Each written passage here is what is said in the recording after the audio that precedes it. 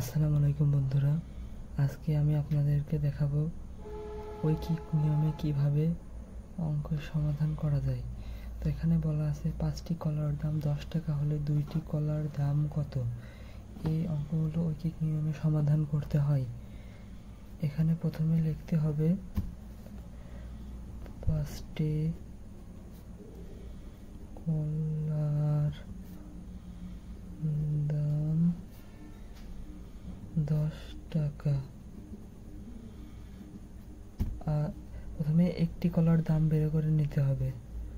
অতএব একটি কলার দাম এই 10 উপরে থেকে যাবে আর এই 5টা নিচে নেমে আসবে টাকা। অতএব 2টি কলার দাম এই 2টা উপরে 10-এর সাথে গুণ হয়ে যাবে আর নিচে 5, এবং এটাকে আমরা যদি ক্যালকুলেশন করি তাহলে 10 দুগুণে 20 আর নিচে 5, 20 থেকে 5 ভাগ করলে থাকে 4 টাকা। এটাই হচ্ছে অ্যান্সার।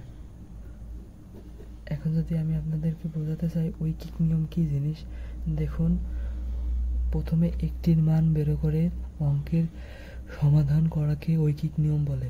এখানে কি হয়েছে দেখুন, 5টি কলার দাম 10 টাকা দেওয়া আছে, আমরা প্রথমে একটি কলার দাম বের করে নিয়েছি, তারপরে আমরা 2টি কলার দাম বের করার মাধ্যমে অঙ্কের সমাধান করেছি।